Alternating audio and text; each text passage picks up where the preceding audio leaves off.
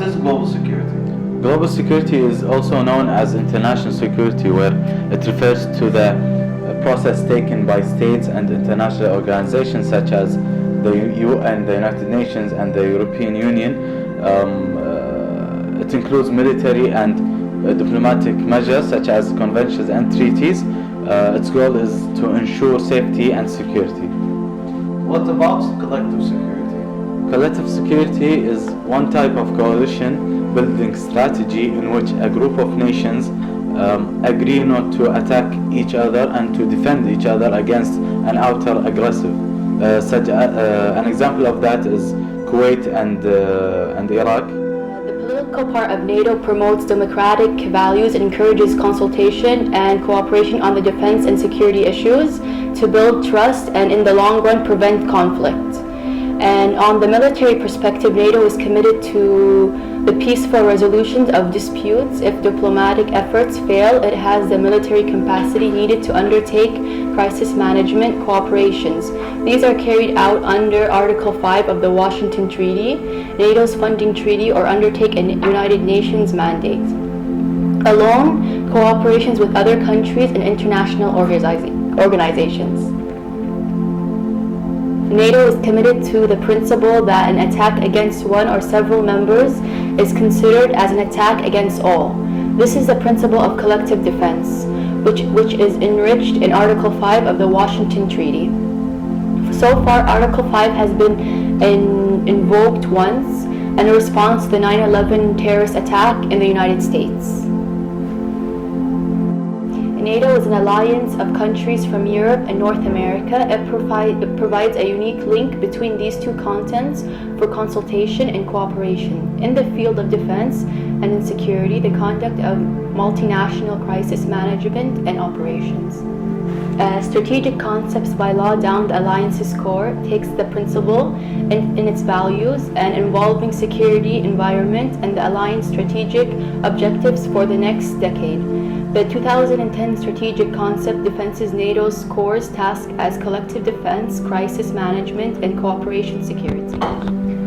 What is the Warsaw Pact? Now, just as the United States and Europe created NATO, Soviet Union felt like they needed a form of alliance and security for their global politics. So because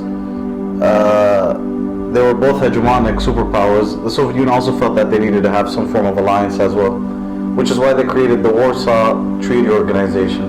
This Warsaw Treaty Organization, also known as the Warsaw Pact, was a political and military alliance between the Soviet Union and its Eastern European countries. Also, it was created in May 14, 1955. It was also considered a collective defense treaty. The Warsaw Pact was also based around the principle of cooperation and mutual assistance to its member states for both military agreement as well as economic cooperation. But in reality, it wasn't really much of a cooperation or a mutual agreement. It was more of the Soviet Union planning everything for the countries that they had control of. So, for example, the Soviet Union decided both the military and economic policies for all of the Warsaw Pact member states. So the Warsaw Pact was mostly consistent of Eastern European countries. These countries included the Soviet Union, Bulgaria, Czechoslovakia, the German Democratic Republic, which was also East Germany, Hungary, Poland, Romania. These were the countries that were involved in the Warsaw Pact. Also, since I was saying that the Warsaw Pact was more dictated by the Soviet Union compared to NATO, for example, during the Prague Spring, that's when Czechoslovakia wanted to be a little bit more liberal, do a little bit of political reform, but the Soviet Union wasn't having any of it. So instead, they decided to invade Czechoslovakia so that they can't do their political reforms at the time.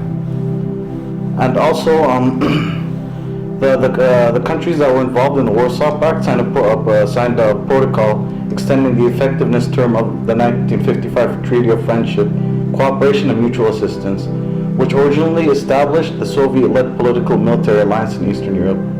Their actions ensured that the Warsaw Pact as it's commonly known, will remain part of the international political and military landscape well into the future, in which later on I'll discuss that it didn't really go too far into the future. Also, the leaders of NATO and the Warsaw Pact nations signed the Treaty of Conventional Forces in Europe, which is also known as the CFE. The rejection of the Communist Party during the 1989 and 1990s by the Eastern European members, nation states, also caused which eventually caused the dissolution of the Warsaw Pact, which was on the 1st of July 1991. So the Warsaw Pact really lasted about 35 years at max. And also the Warsaw Pact, the alliance of the Eastern European social states, was a nominal counterweight to NATO, as we were discussing. And unlike NATO, the Warsaw Pact did not have an independent organization structure, but functions as part of the Soviet Ministry of Defense. In fact, through more than 30 years since it was founded, the Warsaw Pact served as one of the Soviet Union's primary mechanism for keeping its Eastern European allies under its political and military control. The Soviet Union and the Warsaw Pact to erect a facade of collective decisions-making actions around the reality of political domination and military intervention. And last thing I want to talk about the Warsaw Pact is the Warsaw Pact's economic structure. It was really not much of an economic structure. It's basically what the Soviet Union said had to happen. But it also complemented to the Council for Mutual Economic Assistance, which was the regional economic organization for the communist states of Central and Eastern Europe. The UN Charter established 6 main organs of the United Nations, including the Security Council. It gives the primary responsibility for maintaining peace and security among its members, which may meet whenever peace is threatened. According to the Charter, the United Nations had 4 purposes: to maintain international peace and security, to develop friendly relations among nations, to cooperate in solving international problems and in promoting respect for human rights, and to be a center for harmonizing the action of nations. All members of the United Nations agreed to accept and carry out the decision of the Security Council, while other organs of the United Nations make recommendations to member states. Only the Security Council has the power to make decisions that member states are then obligated to implement under the Charter. Maintaining peace and security. When a complaint concerning a threat to peace is brought before it, the Council's first action is usually to recommend that the parties try to reach agreement by useful means. The Council may set forth principles for such an agreement, undertake investigation and mediation in some cases, dispatch a mission, appoint special envoys, or request the Secretary General to use his good office to achieve a pacific settlement of the dispute. When a dispute led to hostilities, the Council's primary concern is to bring them to an end as soon as possible in the case. The Council may issue ceasefire directives that can help prevent an escalation of the conflict, dispatch military observers or peacekeeping forces to help reduce tensions, separate opposing forces and establish a claim in which peaceful settlements may be sought. Beyond this, the Council may option for enforcement measures, including economic sanction, arms embargoes, financial penalties and restrictions, and the travel bans, blockade, or even collective military action. On the 2nd of August, Kuwait was invaded by the Iraqi forces. It was a 2-day operation executed by the Iraqi forces to completely take over Kuwait. The Iraqi invasion was condemned by all major world powers and the UN. On the 3rd of August in 1990, the UN Security Council unanimously agreed the withdrawal of the Iraqi forces from Kuwait. After a series of failed negotiations between the UN and Iraq, the UN were forced to lead a US-led coalition force to take back Kuwait. In this particular situation, collective security works in 2 different ways. One, it was both used in the UN and the GCC. Kuwait utilized the ability to call the Gulf country allies to their aid and save them from the Iraqi forces. And second, they also called for the help of the United Nations when they all voted unanimously to take over to help distinguish the Iraqi forces. The main actors that benefited from the welfare of Kuwait were the USA and the GCC countries. The USA wanted a stronghold in the Middle East, and they were able to achieve that when they helped take back Kuwait and establish a stronghold in Iraq. And they also benefited from continuing the financial agreement between the US and Kuwait in terms of oil. And also, of course, the GCC countries benefited from this mission because they helped take back their fellow neighboring countries and guarantee the well-being of Kuwait. Ambassador El Saba, tonight, Kuwait is free. We're very happy about that.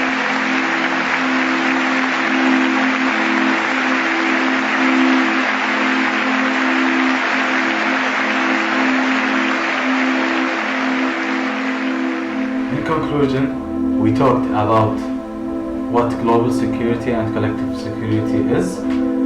We emphasized on what the NATO and the Warsaw Pact is and how it is related to security.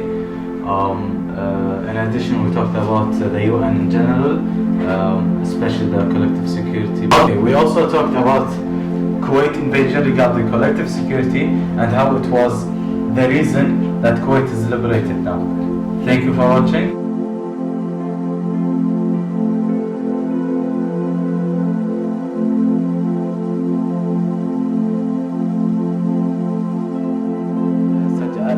An example of that is Kuwait and Iraq. الحين أنا أسكت بعدين أنت تبدي. إيش قاعد تسوي أنت؟ شنو IPR؟ Okay. NATO is. Wait, I need to redo that now. Wait. Okay, الحين مرة ثانية. NATO is committed to the. Operation to I didn't know. Ask him what's NATO. What is NATO? لا بس لا تحكي. Okay. لا تحكي. Seriously, NATO is a type of bird. What is NATO? And then in the political. My God, الحين أسوي. يلا. Okay. To reach agreement by useful means. The council may. سويت شنو خلصت ايش شنو سمعت والله نسيت عادي What is the Warsaw?